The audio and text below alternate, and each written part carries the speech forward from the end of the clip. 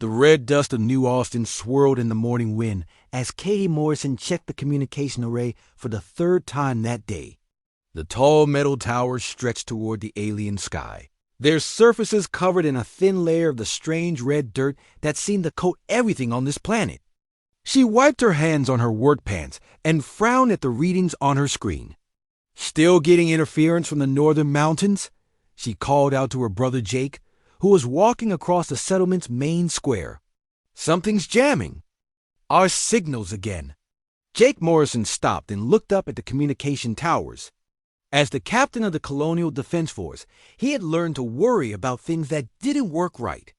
On a frontier world like New Austin, broken equipment usually meant dead colonists. How bad is it? He asked, walking over to where Katie stood beside the control panel. Bad enough. We can barely reach the mining station 20 miles south. Forget about contacting the shipping lanes or calling for supplies. Katie pushed a strand of brown hair out of her eyes. I've tried everything I can think of. New crystals, different frequencies, even rebuilt the main transmitter twice. Jake nodded grimly. New Austin was 3 months away from the nearest human settlement, even with the fastest ships. If they couldn't send messages, they were truly alone on this hostile world. The settlement of New Austin had been built in a valley between two mountain ranges. The colonists had chosen this spot because it offered protection from the worst storms and had good soil for farming. What they hadn't known was that the mountains contained strange minerals that interfere with their technology. That wasn't there. Biggest problem, though. The biggest problem had claws, fangs, and a hatred for anything human. The Vexstar had been raiding the settlement for 6 months now. They were tall, reptilian creatures with gray-green skin and yellow eyes that seemed to glow in the dark. They moved fast, hit hard, and disappeared back into the wilderness before the colonists could fight back properly. Any word from the patrol? Katie asked, adjusting another setting on the communication panel. Ben's team should be back by noon. Jake replied. They've been checking the eastern perimeter since dawn. Ben Rodriguez led one of the 3 patrol teams that kept watch around New Austin. The colonists had learned the hard way that the Vexstar liked to attack just after sunrise or right before sunset. Those were the times when the strange light of the alien sun made it hard to see clearly. Katie turned the dial and listened to the static coming through her headphones. She had been the settlement's communication officer for 2 years now, ever since the transport ship that brought them here had left for the return trip to Earth. She was good at her job, but the equipment was old and the conditions on New Austin were harsh. I keep thinking there has to be a way to boost the signal, she said, more to herself than to Jake. Something we haven't tried yet. Jake was about to answer when the alarm bells started ringing. The sound echoed across the settlement, bouncing off the metal walls of the buildings and the rocky faces of the surrounding mountains. Every colonist knew what that sound meant. Vexstar. Someone shouted from the WATCHTOWER. Jake was already running toward the armory, his boots pounding against the hard-packed dirt of the main street. Katie quickly shut down the communication array and grabbed the rifle she always kept beside the control panel. She wasn't a soldier like her brother, but every adult in New Austin knew how to fight. The colonists moved with practiced efficiency. They had done this dance too many times before. Men and women ran to defensive positions while children were hustled into the reinforced community center. The settlement's few vehicles were started up and moved to block the main entrances to the valley. From her position behind a concrete barrier, Katie could see the Vexstar coming down the mountainside. There were at least 20 of them, moving in a loose formation through the rocks and scrub brush. They carried weapons that looked like a cross between a spear and a rifle, and they made a hissing sound that carried across the valley. Here they come, Jake shouted from the main defensive line. Wait for my signal. The Vexstar moved fast once they reached the flat ground. They ran on 2 legs like humans, but their movements were fluid and predatory. Katie had seen them fight before, and she knew they were stronger and faster than humans. The only advantage the colonists had was better weapons and defensive positions. Fire. Jake commanded that the battle lasted 20 minutes. The colonists' energy rifles cut down several Vextar, but the aliens kept coming. They seemed to feel no fear, even when their companions fell around them. Katie fired carefully, making each shot count. Ammunition was precious on New Austin. Then, just as suddenly as it had started, the attack was over. The surviving Vextar melted back into the rocks and disappeared. They never stayed to fight a long battle, preferring to strike fast and retreat. Before the humans could organize a counterattack, casualties? Jake called out as the colonists emerged from their defensive positions. 2 wounded, nothing serious, replied Lisa Park, the settlement's doctor. But we lost another power coupling in the main generator. That's the 3rd one this month. Katie felt her heart sink. The power couplings were what kept their main generator running. Without power, they couldn't run the water pumps, the air recyclers, or the communication array. And they were down to their last spare coupling. How long until it fails completely? Jake asked. Lisa shook her head. Maybe a week, 2 weeks if we're lucky, and reduce power consumption. That evening, Katie sat in her small apartment, staring at the violin case in the corner. She had brought the instrument with her from Earth, one of the few personal items she had been allowed to pack. Her grandmother had taught her to play when she was young, and the violin was all she had left of her family back on Earth. She opened the case and lifted out the instrument. The wood was still beautiful after all these years, and the strings were in good condition. She tuned it carefully and began to play a simple melody, something her grandmother had taught her long ago. The music filled the small room, and for a moment Katie could almost forget where she was. She could almost pretend she was back on Earth, in her grandmother's kitchen, learning to play the old songs as she played. She didn't notice the strange effect the music was having on the communication equipment in the next room.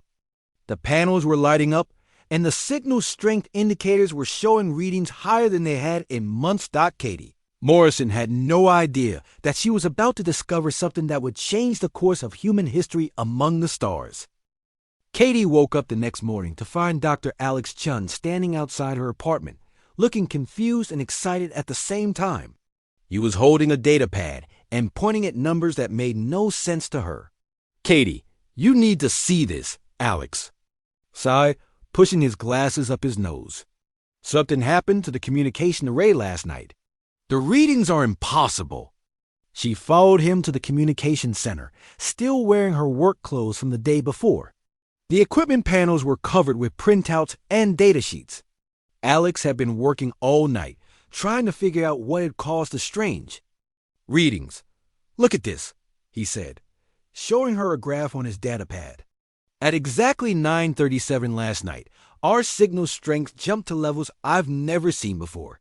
For about 15 minutes, we had enough power to reach the shipping lanes. Katie stared at the numbers. That's impossible. The main generator was running at minimum power all day. That's what I thought too, but then I checked the timestamps. Alex pulled up another screen.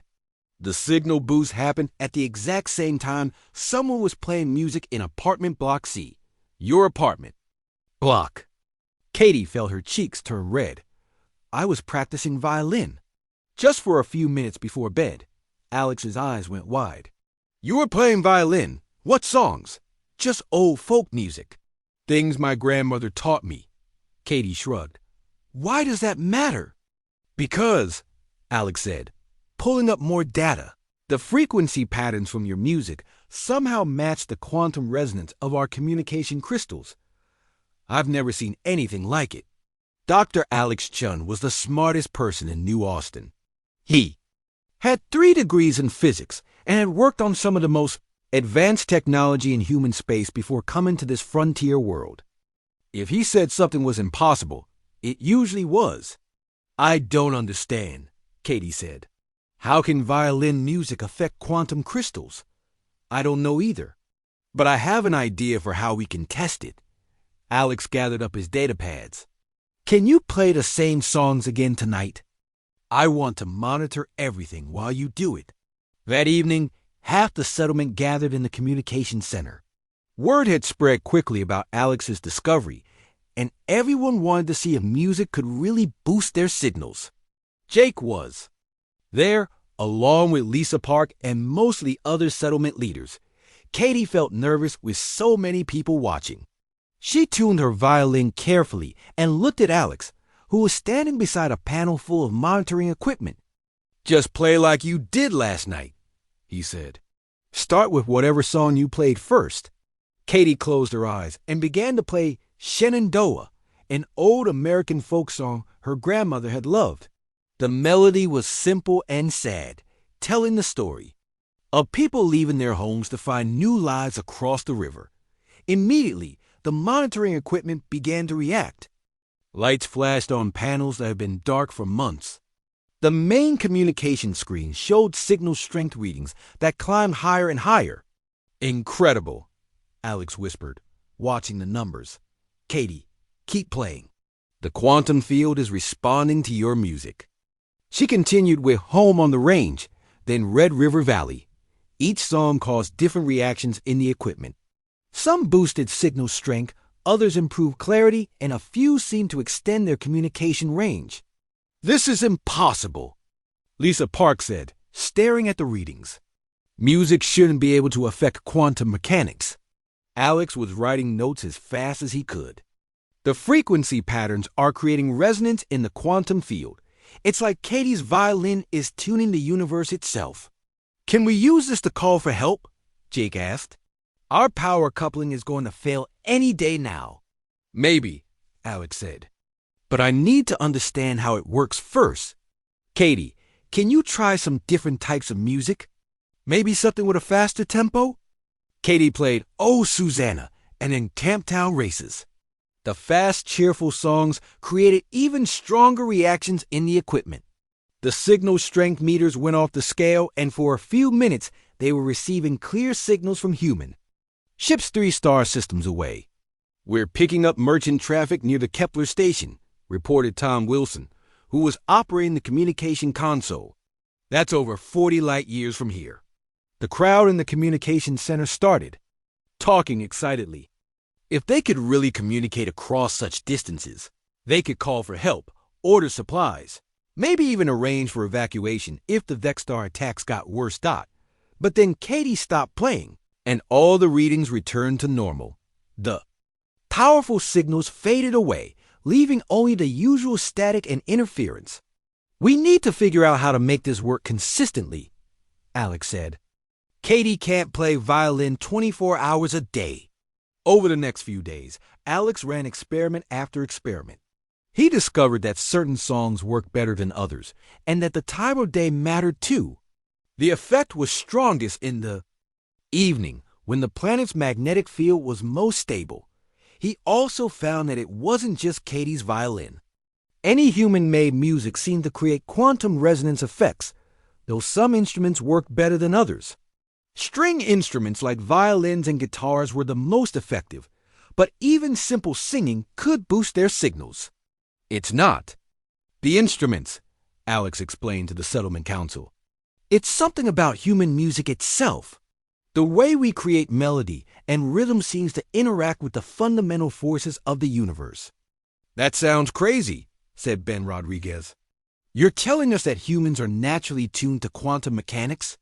"I know how it sounds," Alex replied, "but the math doesn't lie. Human musical patterns create unique resonance frequencies that no other species we've encountered can produce."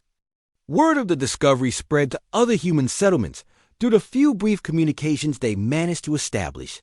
Scientists on other worlds began conducting their own experiments, and they found the same results.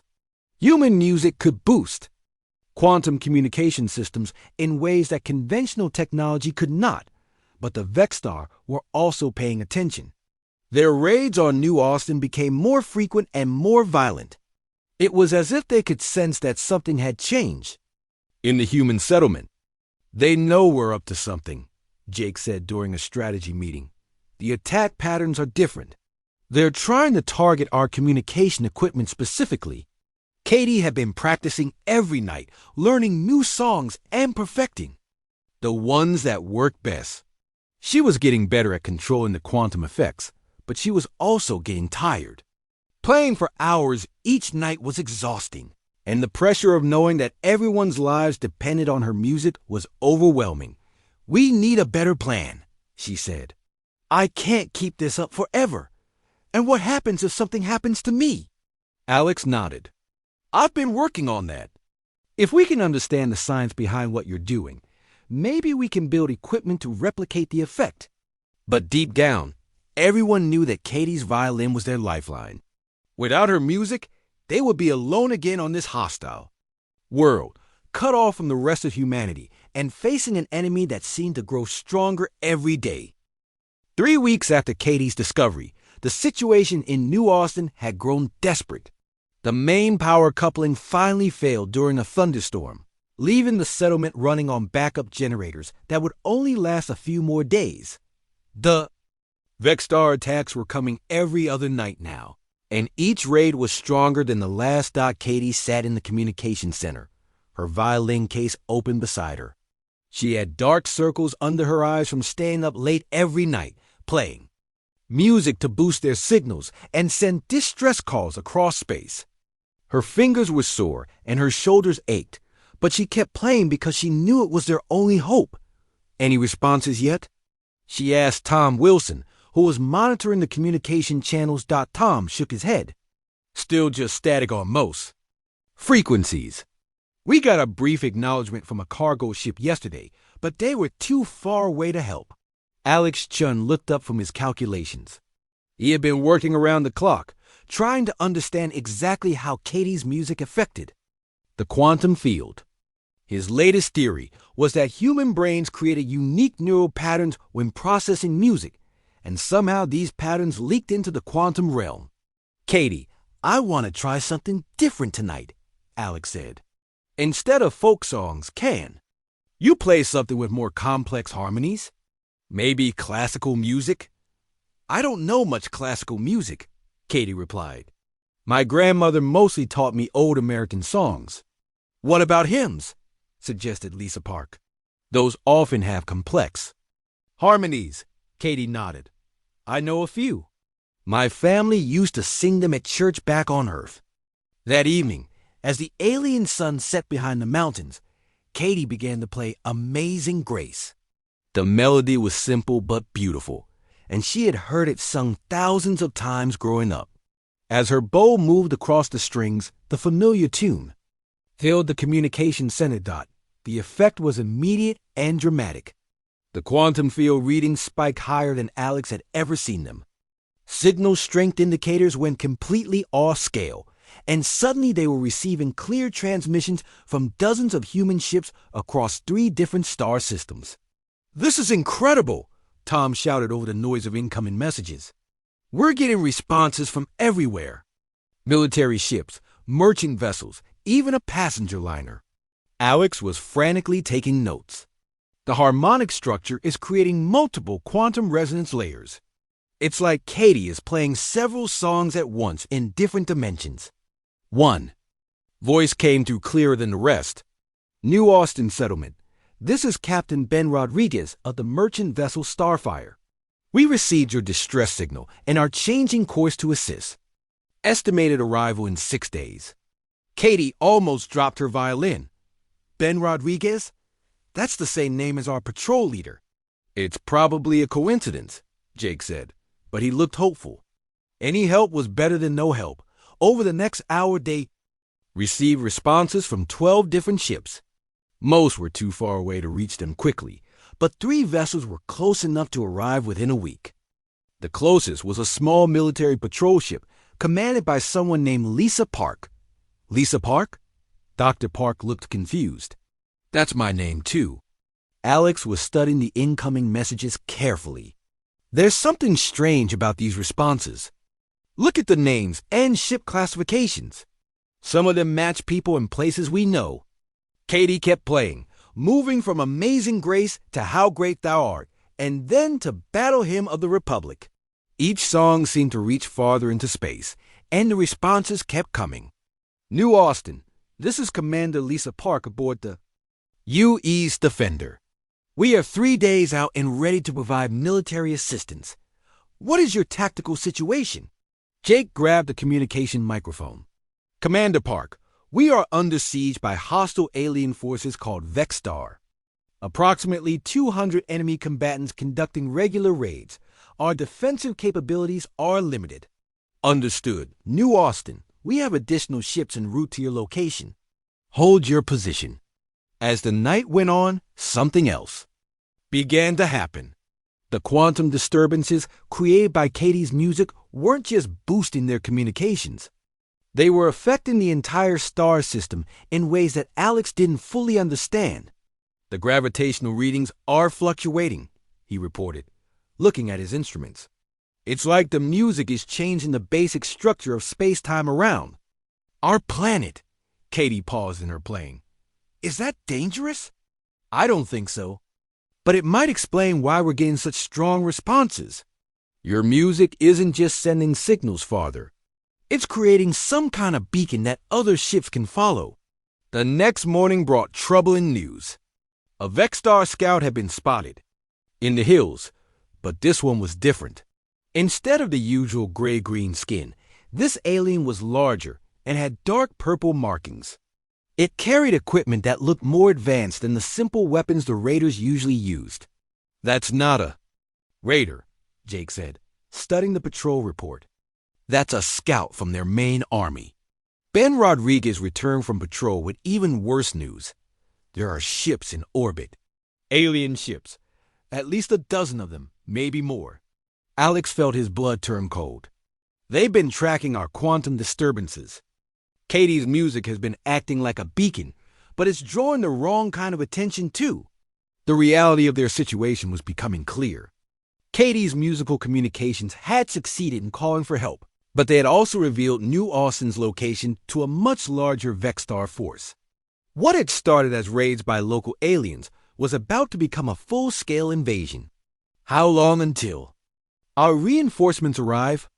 Jake asked. Tom checked the communication logs. Captain Rodriguez said 6 days. Commander Park said 3 days. But if the Vexstar are already in orbit, they'll attack before help arrives, Jake finished grimly. That evening, Katie played with more urgency than ever before. She moved through every song she knew, trying to send the strongest possible signals to the human ships racing toward New Austin. Home on the range, Red River Valley, She Be Coming Round the Mountain, and dozens of others. Each song seemed to carry not just information, but something deeper.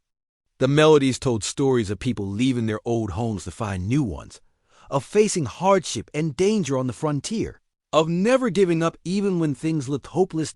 As she played This Land Is Your Land, Alex noticed something new in his readings. The quantum effects weren't just reaching into space anymore. They were spreading across the planet's surface, creating interference patterns that seemed to disrupt Vexstar technology. Katie, he said excitedly, I think your music is doing more than calling for help. It's jamming their communications, too. Katie looked up from her violin. For the first time in weeks, she smiled. Then I guess I better keep playing. Outside, the alien ships moved closer to the planet, but their instruments were malfunctioning. The strange quantum disturbances coming from the human settlement were unlike anything they had encountered before. Their perfectly ordered technology couldn't adapt to the chaotic creativity of human music. The battle for New Austin was about to begin, but humanity had found an unexpected weapon in the simple melodies of their ancestors.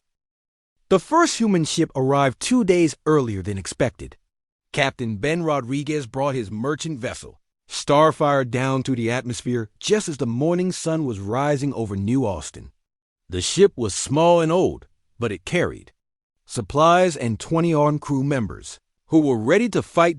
Katie watched from the communication center as the ship landed in the settlement's main square. She had been playing violin all night, sending updates to the incoming ships and monitoring Vexstar movements. Her music had revealed something important about the alien fleet in orbit. Their ships are having navigation problems, she reported to Jake and the other leaders. Every time I play, their formation breaks apart. They can't stay in proper attack positions. Dr. Alex Chun was studying readings from sensors they had placed around the settlement. The quantum interference is spreading across the entire star system. Katie's music is creating chaos in any technology that relies on precise mathematical calculations. Captain Rodriguez was a tall man with gray hair and kind eyes. He looked exactly like their patrol leader, Ben Rodriguez, which made everyone feel strange. When he spoke, even his voice sounded the same. We brought weapons, medical supplies, and communication equipment, he told the settlement council. But I have to be honest with you. My ship isn't built for combat. We can help with defense, but we can't take on a whole alien fleet. More ships are coming, Jake assured him. Commander Park should arrive tomorrow with military vessels. As if summoned by his words, 3 more ships appeared in the sky. They were sleek military vessels with the markings of the United Earth Fleet. The largest ship was the U.S. Defender, commanded by someone who called herself Lessa Park. When Commander Park stepped off her ship, Dr. Lessa Park from the settlement gasped. The 2 women looked almost identical, except the commander was wearing a military uniform and had short hair instead of long.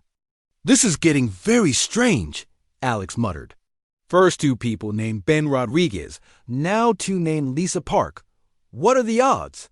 Commander Park wasted no time getting down to business. We detected massive alien ship movements heading toward this system. How many hostiles are we facing? Jake showed her the latest reconnaissance reports. At least 50 ships in orbit, maybe more. And there are thousands of ground troops moving through the mountains. 50 ships? Commander Park looked grim. I only have 3 vessels and 200 Marines. We're badly outnumbered. That afternoon, more human ships arrived. Each captain had a familiar name: Tony Harris, Grace Walker, Mike Chun. It was as if Katie's musical signals had somehow called to people who were connected to New Austin in ways nobody understood. Admiral Grace Walker took command of the growing human fleet. She was an older woman with silver hair and the bearing of someone who had fought many battles. Her flagship was the U.S. Liberty, a heavy cruiser that carried enough firepower to level a small city. I've been studying your quantum effects, Admiral, Walker told Katie during a strategy meeting. Your music isn't just disrupting their technology. It's creating a kind of protection field around this entire planet. Alex nodded eagerly. The quantum interference makes it almost impossible for their weapons to lock onto targets. Their ships keep drifting out of formation because their navigation systems can't compensate for the chaos. But there's something else, Admiral Walker continued. The effect seems to be getting stronger each time you play. It's like the universe itself is learning to respond to human music. Katie felt overwhelmed by the responsibility. What if I play the wrong song? What if I make things worse? You won't, said the Admiral firmly. I've seen the tactical reports. Every piece of music you've played has helped us somehow. The sad songs disrupt their communications. The happy songs confuse their targeting systems. The battle songs seem to boost our own equipment. That evening, as Katie prepared for what everyone knew would be the decisive night, she thought about her grandmother's old songs. Each melody carried the story of people who had faced impossible odds and found the strength to keep going. She began with the Battle Hymn of the Republic, a song about fighting for what was right even when the enemy seemed too strong to defeat. As the music filled the communication center, every human ship in the system reported improved performance from their weapons and shields. The Vextar fleet began its attack as the sun was setting. 50 alien warships moved toward the planet, their formation tight and coordinated. But as Katie's music reached them through the quantum field, their perfect order began to fall apart. Enemy ships are having trouble maintaining formation, reported Captain Harris from his fighter squadron. Their lead ship just fired on one of their own vessels by mistake. Katie moved to When Johnny Comes Marching Home, a song about soldiers returning victorious from battle. The effect on the human fleet was immediate. Their weapons fired faster and more accurately. Their shields grew stronger. Even their engines seemed to run more smoothly, but the most dramatic effect was on the Vextar. Their ships began behaving erratically, firing at random targets and bumping into each other. The aliens had built their entire civilization on logical precision, and they couldn't adapt to the creative chaos of human music. "This is impossible," Alex said, watching his instruments. "The quantum field is rewriting the laws of physics in this star system. Mathematics itself is becoming unstable around the alien ships." Admiral Walker's voice came over the communication system. "All human vessels, begin attack formation. The enemy is in complete disarray." The battle that followed was unlike anything in recorded history. Human ships, outnumbered 20-1, began destroying alien vessels that couldn't fight back effectively. The Vextar weapons kept missing their targets, while human weapons seemed to hit with impossible accuracy. Katie played song after song, each one adding to the quantum chaos that protected the human fleet. "Oh, Susanna," "Camptown Races," "Home on the Range," and dozens of others. The melodies wove together into something greater than the sum of their parts. On the ground, the Vextar troops were having similar problems. Their communication equipment failed, their weapons misfired, and their coordination fell apart completely. Jake's defense forces were able to drive off attacks that should have overwhelmed them easily. "The aliens are retreating," reported Commander Park, "both in space and on the ground. Their fleet is breaking orbit and heading for deep space." But even as victory seemed certain, Alex made a troubling discovery. The quantum effects are spreading beyond this star system. Katie's music is affecting space-time across multiple sectors. Katie paused in her playing. "Is that bad?" "I don't know," Alex admitted. "We're in completely unknown territory now. Your music has turned this entire region of space into something new. The old rules don't apply anymore." As the last Vextar ships disappeared into the darkness between stars, the people of New Austin celebrated their impossible victory. But they all knew that something fundamental had changed.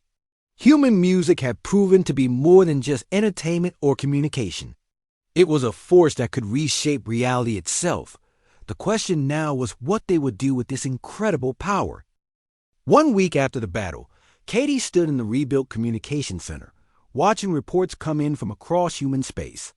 Her violin rested in its case beside her, silent for the first time in months. She was exhausted, but more than that, she was worried about what they had unleashed. The quantum effects from her music hadn't stopped when the Vextar fled.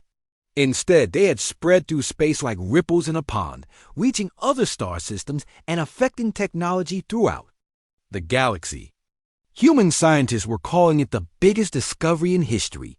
But they were also scared. Dr. Alex Chin looked up from his latest calculations, his face pale with concern. "Katie, we need to talk. The quantum field changes are accelerating. Every human settlement within 50 light years is reporting similar effects." "What kind of effects?" she asked, though she was afraid of the answer. "Musical instruments are spontaneously boosting communication systems. Some colonies are reporting that their children's singing can power entire cities. And the Vextar aren't the only ones having problems with their technology." Admiral Grace Walker had stayed in orbit above New Austin to coordinate the growing crisis. Her reports painted a picture of chaos spreading across the galaxy. The Cordic Empire, humanity's main trading partner, was experiencing massive system failures. Their ships were getting lost between stars because their navigation computers couldn't function properly. "The Cordic are demanding answers, Admiral," Walker said during a video conference with the settlement leaders. "They're saying we've damaged the basic structure of space itself."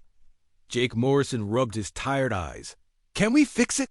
Can we make things go back to normal?" Alex shook his head. "I don't think normal exists anymore. The quantum field has been permanently altered. It's like Katie's music taught the universe a new language, and now everything has to learn how to speak it." The situation became more complicated when Captain Tony Harris returned from a scouting mission to the edge of the star system. His report made everyone realize how far the changes had spread. "I found 3 derelict Vextar ships floating dead in space," he reported. "Their crews abandoned them when all their systems failed. But I also found something else. a Cordic merchant vessel, completely powered down. The captain said their engines stopped working the moment they entered this sector. Katie felt a growing weight of responsibility. Her simple folk songs had somehow broken the technology of two alien civilizations. Billions of beings across the galaxy were affected by her music, and she didn't know how to fix it. "Maybe we shouldn't fix it," said Commander Lisa Park during another strategy meeting. "The Vexstar have been raiding human colonies for decades. Now their technology doesn't work around us. Isn't that a good thing?" "Not if it means we can't trade with our allies," Admiral Walker replied. "The Cordic supply us with rare metals and medical supplies. If their ships can't reach us, people will die." Dr. Alex Chun had been working around the clock, trying to understand exactly what Katie's music had done to the quantum field. His latest theory was both fascinating and terrifying. "I think human music creates patterns that represent our consciousness," he explained to the assembled leaders. When Katie played those songs, she wasn't just making sound. She was broadcasting human thoughts and emotions directly into the fabric of reality. "That's impossible," said Dr. Lisa Park. "Consciousness isn't a physical force." "Maybe it is," Alex replied. "Maybe that's what makes humans different from other species. We don't just think thoughts. We create patterns that can reshape the universe around us." Katie had been listening quietly, but now she spoke up. "My grandmother used to say that music was the language of the soul. She said it could reach places that words couldn't touch. What if she was right?" Alex said excitedly, "What if human music is literally the language of consciousness? And what if we just taught that language to the entire galaxy?" The implications were staggering. If human consciousness could affect reality through music, then humanity had just gained a power that no other species possess. But it was also a power they didn't understand and couldn't control. Over the next few days, more reports arrived from across human space. Children on distant colonies were accidentally creating quantum fields with their nursery rhymes. Military bands were boosting starship engines by playing marching songs. Even humming seemed to have measurable effects on sensitive equipment. But the most significant report came from Earth itself. A team of scientists at the Global Research Institute had been studying the quantum effects, and they had made a discovery that changed everything. "The patterns aren't random," Dr. Sarah Kim reported via long-range communication. "Every piece of human music, from the simplest folk song to the most complex symphony, creates quantum signatures that follow mathematical rules we've never seen before." "What kind of rules?" Alex asked. "Rules that describe how consciousness interacts with reality." Katie's violin didn't just boost your communications. It proved that human awareness is a fundamental force of nature, like gravity or electromagnetism. The news spread through human space like wildfire. Humanity wasn't just another species struggling to survive among the stars. They were something unique, something that could reshape the universe through the power of their thoughts and emotions, expressed as music. But this revelation also brought new dangers. Other alien civilizations were beginning to take notice of humanity's growing power. The Vexstar had been the first to encounter it, but they wouldn't be the last. "We're getting reports of alien fleets massing at the edge of human space," Admiral Walker warned. "Not just Vexstar. The Zephyrine Collective, the hegemony of worlds, even the usually peaceful, gentle traders. They're all scared of what we've become." Katie felt the weight of the galaxy pressing down on her shoulders. Her simple desire to call for help had turned humanity into something that other species saw as a threat. The music that had saved New Austin might have doomed the entire human race. "What do we do now?" she asked. Jake put his hand on her shoulder. "We do what humans have always done when facing the unknown. We adapt, we survive, and we keep moving forward." Admiral Walker nodded. Grimly, "We need to learn to control this power before someone decides that humanity is too dangerous to exist. Katie, your violin may have started this, but it's going to take all of humanity working together to figure out what comes next." Outside the communication center, the stars looked the same as they always had. But Katie knew that everything had changed. The universe itself was different now, and humanity was no longer just another species trying to find its place among the stars. They were something new, something unprecedented, and the galaxy was watching to see what they would do with their newfound power. 6 months after the battle for New Austin, Katie Morrison stood on the observation deck of the space station orbiting her home planet. The station was new, built with technology that combined human engineering with quantum field manipulation. It was a symbol of how much everything had changed. Through the large windows, she could see dozens of ships from different species. Human vessels worked alongside Cortec traders, while gentle trader science ships studied the quantum effects that still surrounded the New Austin system. Even former enemies like the reformed Vextar had sent diplomatic missions to learn about humanity's musical power. "The council meeting is about to start," Jake said, walking up behind her. Her brother now wore the uniform of the Galactic Harmony Initiative, the organization that had grown from their small frontier settlement into a galaxy-wide movement. Katie nodded and picked up her violin case. Over the past months, she had learned to control her abilities much better. She could create specific quantum effects with different songs, and she had taught hundreds of other humans to do the same. Music schools were opening on every human world, but they weren't teaching just entertainment anymore. They were teaching a new form of technology. The council chamber was filled with representatives from 43 different species. At the center sat the collective mind of the Zephreni, a group consciousness that spoke through crystal formations. To their left were the proud warrior merchants of the hegemony of worlds, and to their right sat the peaceful, gentle traders with their large, kind eyes. Admiral Grace Walker stood at the podium, addressing the assembled delegates. 6 months ago, humanity discovered that our music could manipulate quantum fields. This discovery has changed everything we thought we knew about consciousness and reality. The Zephreni crystals flickered with patterns of light that translated into words. The human ability threatens the stability of established technology throughout the galaxy. Many species demand that humans cease their musical activities. Katie felt her stomach tighten. Despite all the good that had come from their discovery, there were still those who saw human music as a weapon rather than gift. Dr. Alex Jean stepped forward, carrying data pads filled with his latest research. Honored delegates, our studies show that human musical consciousness doesn't destroy other technologies. It evolves them. Species that learn to work with quantum music fields report improvements in efficiency, communication, and even faster than light. Travel. A representative of the hegemony of worlds spoke in a deep, rumbling voice. The Vextar clans have abandoned their old ways of war. They claim human music has shown them new paths of thinking. This disturbs the natural order.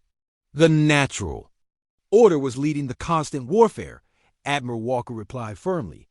In the 6 months since New Austin, conflicts across the galaxy have decreased by 60%. Trade has increased.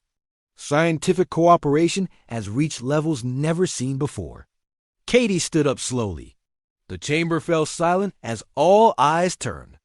To her, she was still just a communication officer from a frontier settlement, but everyone in the galaxy now knew her name. "May I say something?" she asked quietly. The Zephreni crystals pulsed with curiosity. "The human who first sang to the stars wishes to speak. We will listen." Katie opened her violin case and lifted out the instrument that had started everything. "When I first played music here, I wasn't trying to change the galaxy. I was just trying to call for help. I was scared and alone, and music was the only thing that made me feel connected to home."